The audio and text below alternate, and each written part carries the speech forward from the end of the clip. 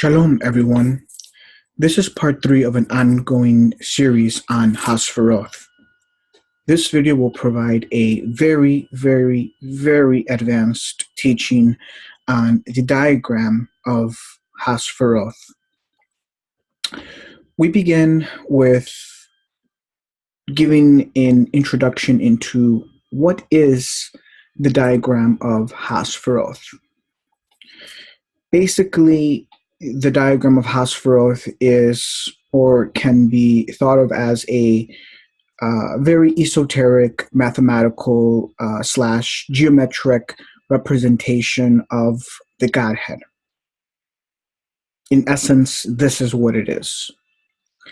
And it is also a representation of all of the 10 Sfiroth and their relation to each other, since principally the Godhead is made up of 10 Sfiroth or hypostases. And it also depicts the 22 paths of wisdom within HaSfiroth. Now, viewers at this point may be asking, what are the 22 paths of wisdom? Well, this is a very advanced esoteric topic within the Kabbalah, which will be covered in a much, much future video. Now, what you're seeing here is the most prevalent image of the diagram for the Sfiroth. It is a very famous and prevalent image that you may have seen in anything that is related to the Jewish Kabbalah. And so you'll see this image in many Kabbalistic books, and even in many occult and, sadly, many Luciferian and Satanic books as well, since many Satanists and Luciferians have studied the Jewish Kabbalah, unfortunately. Now, this modern diagram of the Sfiroth is actually incorrect. And there are hardly any modern Jewish Kabbalists that are aware of this. In fact, I know of no modern Jewish Kabbalists that are aware of this. And it is a very, very great arcanum that the modern diagram, the modern accepted diagram by all modern Jewish Kabbalists, is incorrect. And this even includes unholy occultists. That would include Satanists and Luciferians. Even they accept this to be the true diagram of the Sfiroth. So it is an ignorance that exists on both sides. Now, we proceed to the Great Arcanum, which is that, as I have already stated, only the most initiated Kabbalists know the true diagram. In other words, you must be fully initiated into the Holy Mysteries to know the true diagram of the Sfiroth, and to know that the accepted version of the diagram for the past 700-800 years has been incorrect. Now, it is important to state that there are 3 types of Kabbalists: first degree, second degree, and third degree. Now, this is a simplification, but essentially most modern day Kabbalists, and even throughout time, have mostly been, at least for the past 800 years or so, have been second or third degree Kabbalists.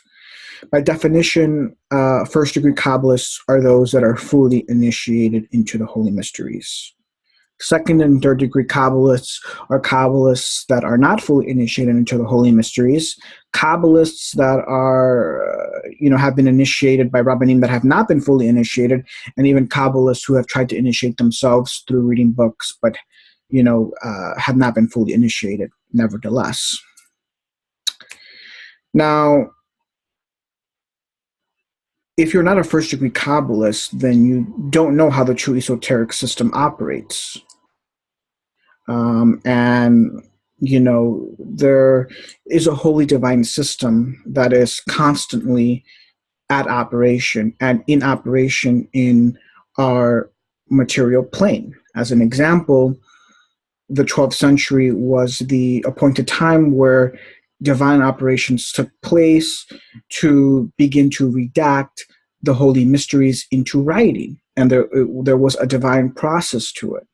Part of this process was to introduce certain errors into these redacted holy Kabbalistic textbooks in order to be able to separate between those who were truly and fully initiated and those who were not. And this is how we true first degree Kabbalists are able to distinguish between our own kind, that is, those that are first degree Kabbalists, and those that are not. Because we'll know that those second and third degree Kabbalists are not fully initiated by them believing those errors that were intentionally put in those ancient redacted Kabbalistic textbooks. And we're going to proceed with an example here shortly of this. Now, the proof of what I just said, as we're going to now proceed into, is found in a very critical book called Pardes Rimonim, which is Hebrew for Orchard of Pomegranates. And this book was written by one of the most esteemed and initiated Kabbalists, known as Moshe Cordovero. He was a Spanish Kabbalist living in about the 1600s. Now, it is important to understand that Moshe Cordovero was not a first-degree Kabbalist, but he was a secondary Kabbalist. Now, this may come as a surprise and great shock to many Kabbalists that may be listening, and many would probably go as far as to strongly disagree with what I just said, and that's fine. But understand this, that what I just said is the truth. Moshe Cordovero was a second-degree Kabbalist, and it takes a first-degree Kabbalist to know this. And only a first-degree Kabbalist can know this.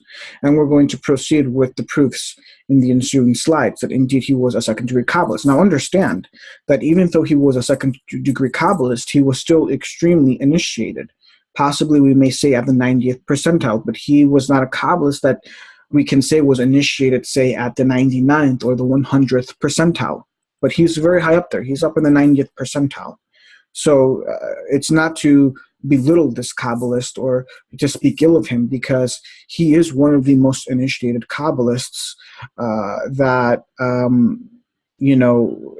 he's one of the most initiated Kabbalists, of the past, 1,000 years. And he did a lot of good for the Kabbalah. In fact, the most true Kabbalistic, the most, how can I put this? The most, I'm trying to think here. So he, of all of the Kabbalists that have existed and lived within the past 1,000 years, we may say that he is of a school of thought that is the closest to the original ancient primeval Kabbalah or holy mysteries, because all other Kabbalists, again, are mostly second or third degree Kabbalists. And so he is, one of the most initiated Kabbalists that we have. And he did much good in the sense that he wrote numerous extensive treatises, on explicating much of these holy mysteries. And Pardes Rimonim is one of his most major magnus opuses, if not his magnus opus. So, needless to point, in summary, Moshe Cordovero is a second-degree Kabbalist, but he's at the 90th percentile. So he's very, very close to almost being a first-degree Kabbalist. We may say he's almost on the border between second-degree and first-degree Kabbalist. We must say that he's that initiated. Now, we proceed to the actual proof. Now, we find in his magnus opus, Pardes Rimonim, specifically in Gate 6, Chapter 2, this is what he has to say. He states, in the previous chapter, we stood on the diagram of emanation as agreed among all or most Kabbalists. And we proved it with some discourses, with some words from the Rashbi in Sefer Tikkunei HaZohar. Now, at this point, I will stop and explain a few things here. So, one, Rashbi is a Hebrew acronym for Rab Shimon Bar Yochai, our most famous rabbi, our most famous rab, I should say, and who is the author of the Zohar. And in the previous chapter, that is in Gate 6, Chapter 1, he basically is going into a full disquisition where he is beginning to give his proofs for what he believes to be the correct diagram of emanation. And of course, as I have already stated, it is incorrect.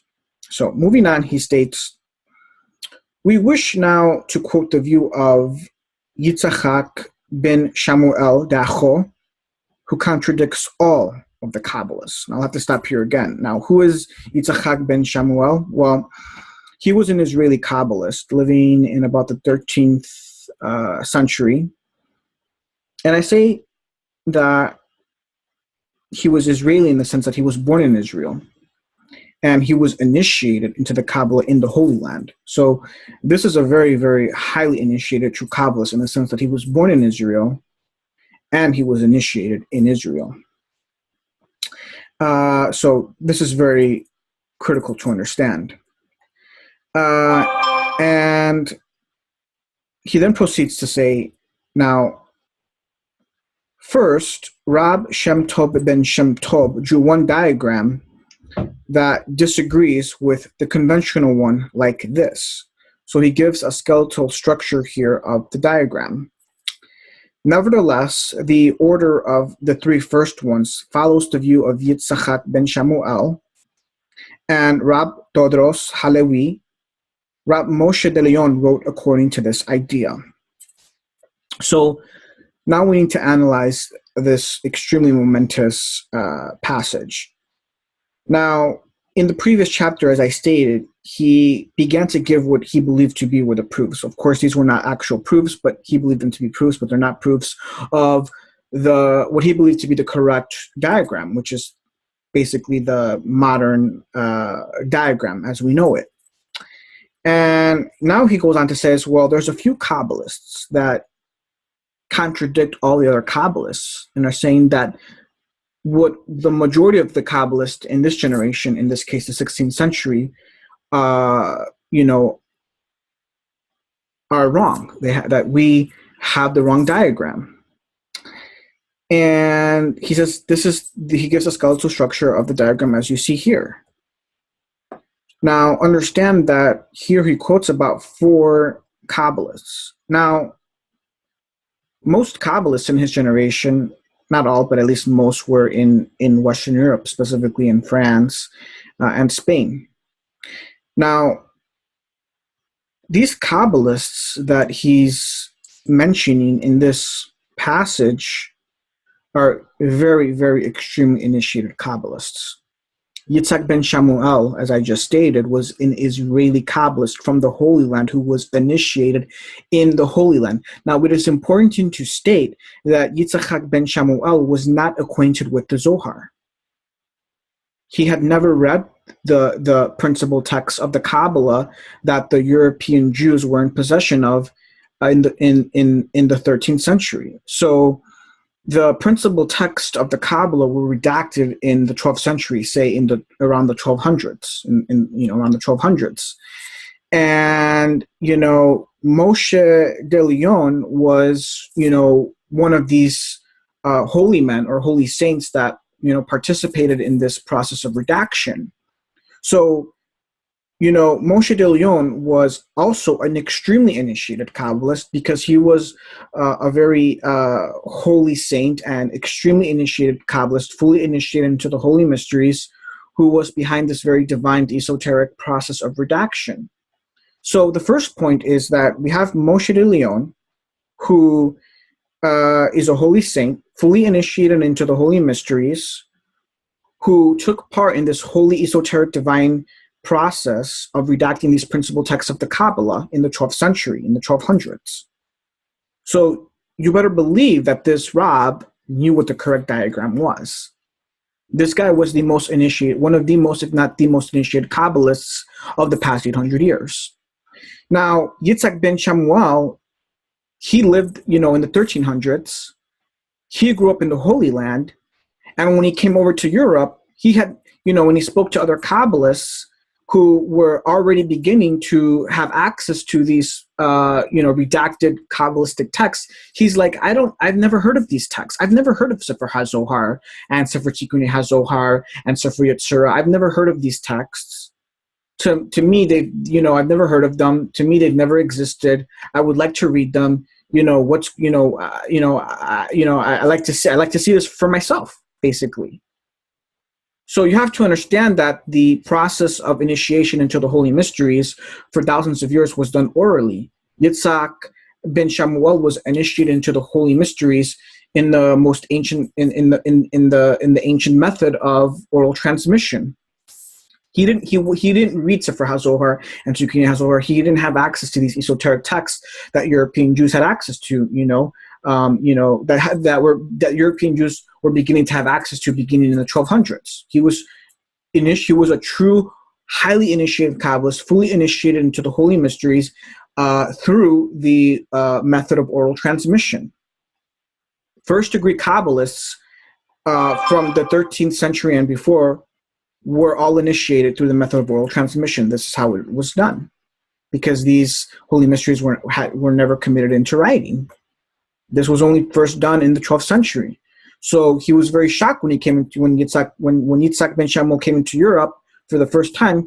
He was very surprised and shocked and very interested in getting to these texts, because he's a first degree Kabbalist. He's never heard of holy books containing holy mysteries. So this is another. This is important to understand, to put things into context. In an effort to understand how highly initiated Yitzhak ben Shamuel was as a Kabbalist, that he was a first-degree Kabbalist, just like Rab Moshe de Leon was. Okay? And so what we see here is that we have two first-degree Kabbalists. When you put things into context and you understand, the context involved in this, historical context, then you can begin to see and understand that these two Kabbalists were first-degree Kabbalists and highly, highly initiated. And so it is highly significant that these first-degree Kabbalists' understanding of the diagram of emanation disagrees with all of the other Kabbalists. Now, all of the other Kabbalists, in Europe at this time, have only had access to these esoteric texts for about 100 years. So what you have is that after these Kabbalistic texts were redacted in the 12th century, you now start to have a lot of second and third degrees Kabbalists on the scene. Whereas before, all Kabbalists on the scene were always first degree Kabbalists. Now the door is open to have the lay Jew become initiated. But not all lay Jews are going to be properly initiated, and so we're going to get a lot of second and third degree Kabbalists start coming on the scene, and that's exactly what we get. And so we get to a point where things start become corrupted, because the holy redactors of these Kabbalistic texts purposefully and intentionally put errors into these texts in order to separate between the first degree Kabbalists and the non-first degree Kabbalists. Okay, and so by the time you get to the point where you have many, second and third degree Kabbalists come on the scene, and there's not that many first degree Kabbalists, you can start to see how things can become corrupted and perverted very quickly. And that's exactly what we see. Already within 100 years of the holy mysteries being revealed, you already have important esoteric doctrines become corrupted. But this should be of no surprise, since it only took 100 years after Yeshua, the Good Shepherd, left us, that Christianity became corrupted. It took less than 100 years for Christianity, the true theosophy of Yeshua, as he intended it, to become corrupted. So it should be no surprise that it took less than 100 years for the esoteric holy mysteries revealed in the 12th century to also become corrupted. And that's exactly what we see. And what we find throughout history is that it is always the minority that is correct amongst the holy kingdom of Elohim. within his kingdom, it is always the minority that are fully initiated and have the full truth. And it is always the masses that stumble. Now, so that's the critical point here to understand, is that here we have, unbeknownst to Moshe Cordovero, a list of first-degree Kabbalists who understood and knew what the true diagram was. And here we are given a skeletal structure of this diagram. Now, moving on, we're going to start getting into the actual first-degree Kabbalistic understanding of the Diagram of Emanation. Now, we're going to proceed to a passage found in Yitzhak ben Shamuel's magnus opus, which is called Meirath Einayim, which just means, the lights of the eyes, which is essentially a Kabbalistic, a highly Kabbalistic commentary to Ramban's commentary to the Torah. Ramban is Rab Moshe Nachman, who, again, is one of the most initiated Kabbalists of the past 800 years. One of the most initiated Kabbalists of the past 800 years. Highly, highly initiated Kabbalist, who I have the most esteem and respect for. Now, he writes in his Kabbalistic commentary, he states, "Here, I drew a diagram for you of the 10 Sfiroth in their right and true order for those that have eyes to see and a heart to understand. I have not seen among the Kabbalists anyone who realized this except from Rabbi, from whom I received it, and here it is. Whoever claims that this diagram is a reversal belongs to the generation of perversity. But if his intention is good, his mind is upside down, and he seeks to look at the backside while we seek to look at the face." So, again, he's very, very much correct. Only those who are fully initiated and have eyes to see and a heart to understand will know that this skeletal structure that he gives is the true diagram. Now, it is important to understand why he states in his passage that there are those that are going to call this true diagram a reversal. He already knows that during his time and going forward, it was going to be a very select minority who are going to be fully initiated into the holy mysteries, and that the vast majority would be in error on certain doctrines and understandings. He knows this, and he knows that they're going to see this based on their flawed and incorrect understanding to be a reversal. Now, here I drew a diagram of the Sfiroth upside down. Now, you can see here how the skeletal structure of this is very similar to the skeletal structure that he gives. You can see here that the middle pillar contains, 3 upper Sfiroth, just as he has it in his diagram. So you can see how the skeletal structure of this diagram here, which is the modern diagram upside down, is very similar to his understanding, which is the correct understanding. And so you should now begin to see and understand how most modern Jewish Kabbalists have turned the Godhead upside down.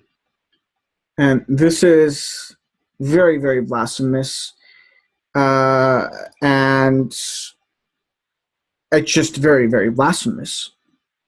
We're dealing with the holy mysteries here. We're dealing with very, very esoteric holy matters, and there's no room for error.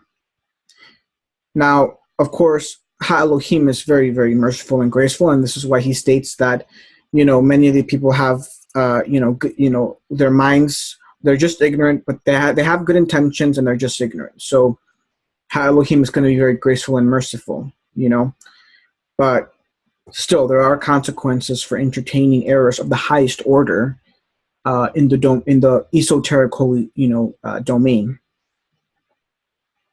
Now, we're going to begin with the actual proofs that are found in the Holy Scriptures for this correct diagram that has been partially given. Now, the first proof, and I guess the only proof to be found in HaTorah, is given in Sefer Breshith, chapter 2, verse 10, where it reads, "And a river went out of Eden to water the garden, and from thence it was parted and became into 4 heads." Now, analyzing this verse on a very, very esoteric and mystical Kabbalistic level, we can glean some very, very momentous insights. First, Eden symbolically represents the upper or absolute holy divine mother within the Godhead. And all of our principal Kabbalistic texts are in accord with this. The second point is that the river represents the absolute Son of El in the Godhead. So this river that proceeds out of Eden represents the Son emerging from the holy divine matrix. Again, there is a particular treatise of Philo-Judaeus where he explicitly states that the river represents the Son of God. Again, more proof that Philo-Judaeus was an extremely highly initiated Kabbalist, as much of his writings evince. But I digress. Moving on to the third point. The 4 heads represent the 4 HaSfiroth or chariot of the divine son or mother. And so the verse supra gives us the skeletal structure of the HaSfiroth diagram as we now see here. So here we can see that when we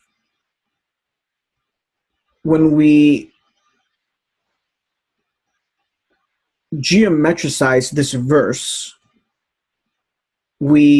this diagram emerges.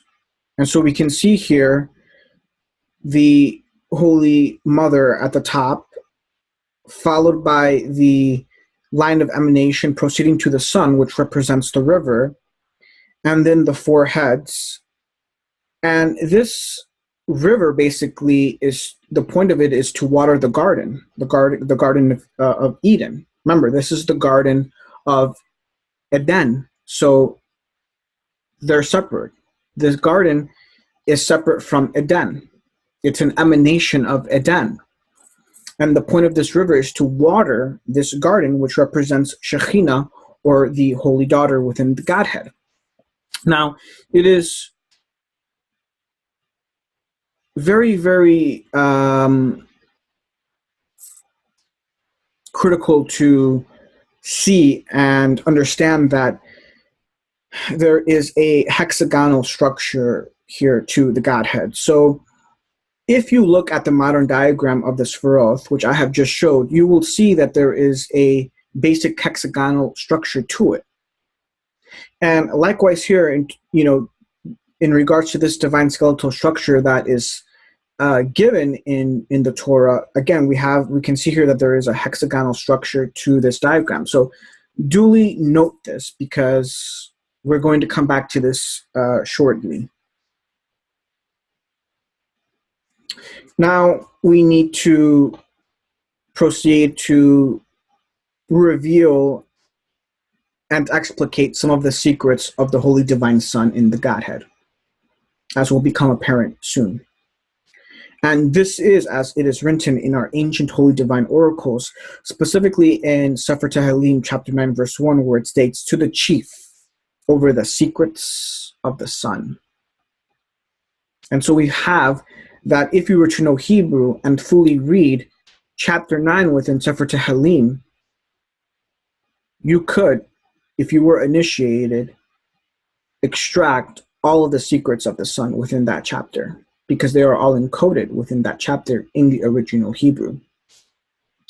Now, we may read the first 2 words of HaTorah, which are Bereshit bara, as Bereshith, which is Hebrew for "in the beginning was," and we may read the second word, bara, as being Aramaic for the sun, because in Aramaic, bara signifies the sun. Thus, the phrase would then read, in the beginning was the sun, which is a very, very esoteric, telistic rendition of the first verse of HaTorah.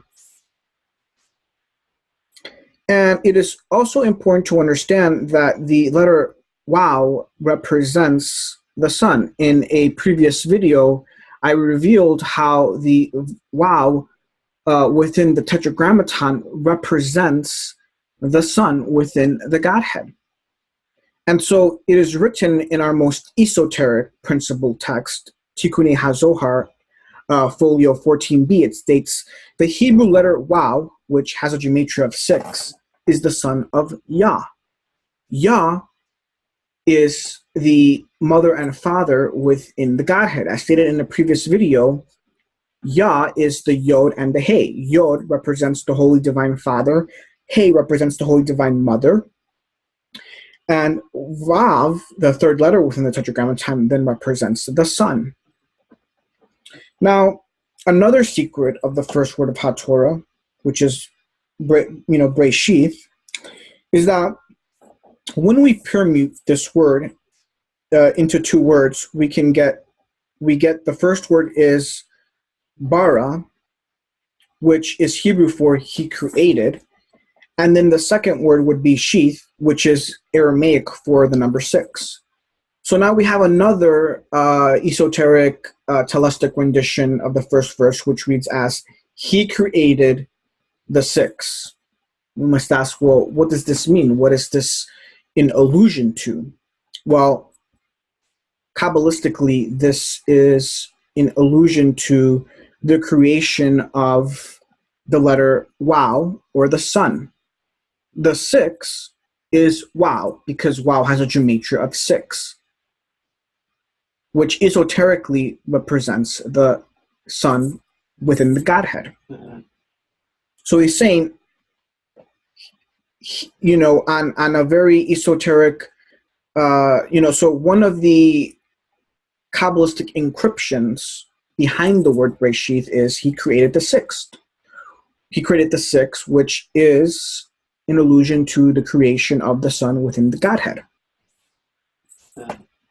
And on another level, we may also see this permutation as an equation, namely that the Son is 6, because bara is also Aramaic for the sun. So another possible telistic rendition then is the sun, bara, is equal to sheath, which is 6. So here we have a very esoteric telistic equation, that stands as one of the encryptions behind the word Bereshith, because there are numerous encryptions behind this word Breshith. Essentially, every aspect of the Torah is an encryption. This word Breshith is no exception. It is encrypted on many levels, and here I have given at least 2 encryptions behind this word. 1, he created the 6, and 2, that the Son is the 6. And so we can begin to see how everything is interconnected within the Torah, because as I have stated previously, the Torah may be thought of as a divine tapestry with numerous threads running in and out of it. Now, the secret of the Son, or the letter Wow, is that when it is fully spelled out, it becomes Wow, Aleph, Wow. So when you fully spell out the letter Wow in Hebrew, it is spelled out by the word Wow, which has 3 letters, which is Wow, Aleph, Wow, which has a gematria of 13,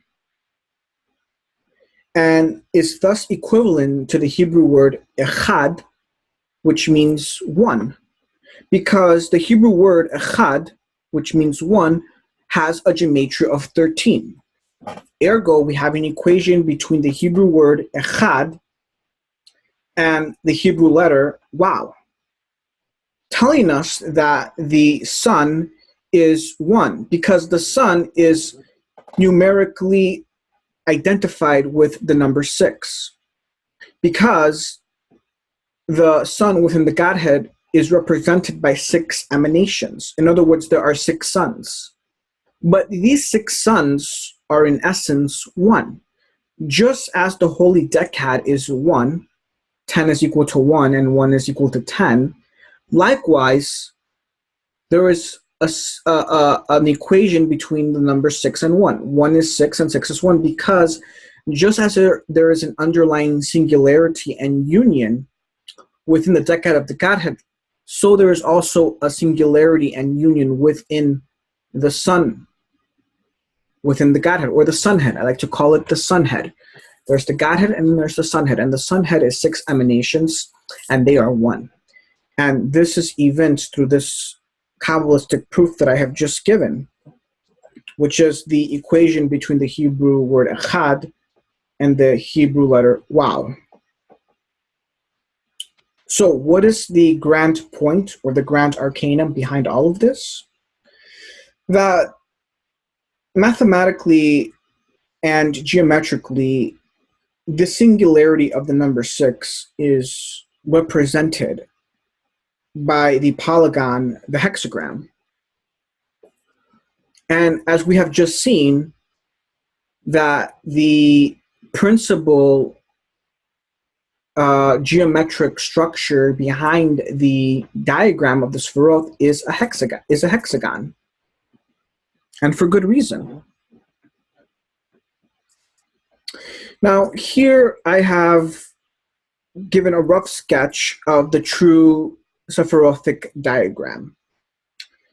And so you can see here how it is, the skeletal structure is basically the same as was given by our first degree Kabbalists that lived, some 800 years ago. And we can see here the 4 heads, the river, and the garden, and Eden at the top. Now, duly note that here I only have 9 Sephiroth. I have conflated Kether and Chokhmah at the top, but it could have just easily been fine to have one additional circle at the top for Kether. But for the purpose of this diagram, I conflated both of them. Also momentous to see and understand is that all 22 paths of wisdom are fully drawn out here in this diagram. And the most critical point to see and understand that stands out the most is, 1, the hexagonal structure in the diagram, and the Star of David, which is contained. Now, this star, which is commonly known as the Star of David, is actually the seal of Shlomo, because this seal goes back to Shlomo, but it is in fact much more ancient than Shlomo. It is attributed to Shlomo because he is the most initiated Kabbalist that has ever walked the earth, second only to, say, maybe Yeshua, or for sure to Yeshua, but there might have been other Kabbalists that have been just as initiated. But for all intents and purposes, he was the most initiated Kabbalist that has ever walked the earth, second only to Yeshua HaMashiach. So essentially, this seal of Shlomo, because he was so initiated that he knew everything that has been spoken in this video and much more, being a fully initiated Kabbalist, is, a mathematical construct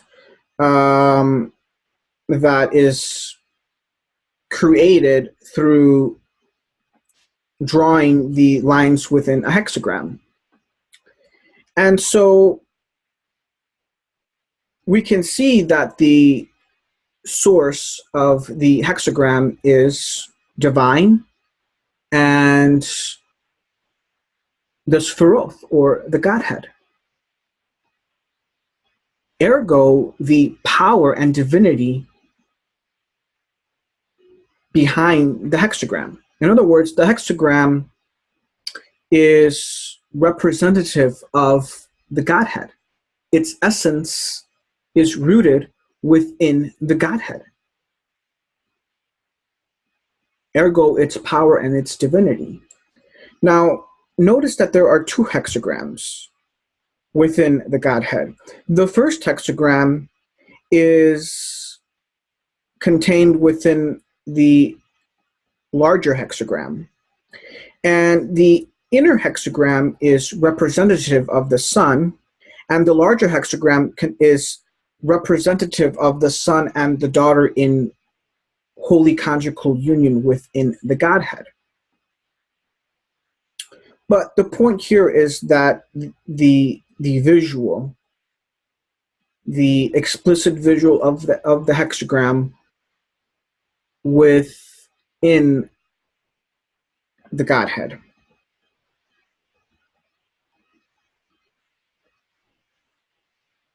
Now,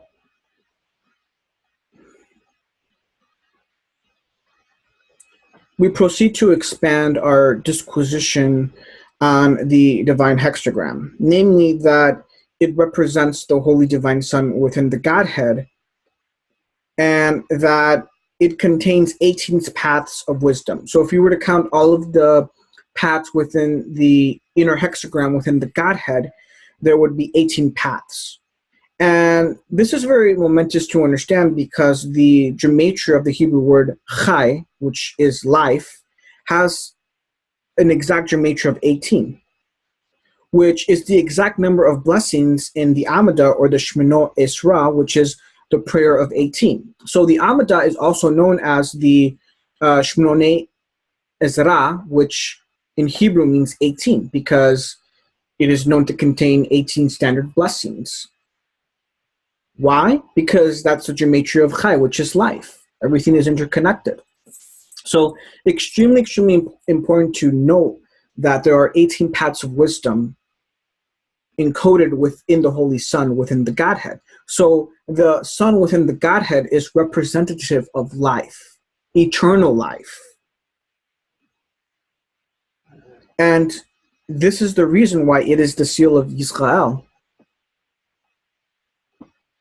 because it is our heritage and our divine memorial. Ergo, why it provides divine protection to occult magicians, whether holy or unholy, just as the sun shines on both good and evil men. It is the universal divine seal of the Holy Divine Son within the Godhead. So all of this stupidity and ignorance of mealy-mouthed Christians stating that the hexagram is an evil symbol, that it is a symbol associated with black magic, etc., is to demonstrate a profound ignorance.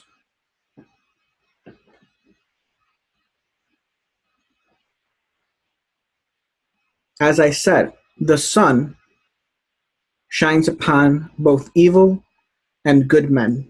It shines upon evil men. Shall we thence associate the sun with evil? No, that would be spurious logic and reasoning. So, because the hexagram is a universal, transcendental divine seal, rooted and sourced within the Holy Godhead, this is the reason why it is so powerful and divine. And make no mistake about it, Luciferians and Satanists of the highest order and level are well acquainted with this truth. Ergo, the reason why it is used by many in their orders when performing black magic.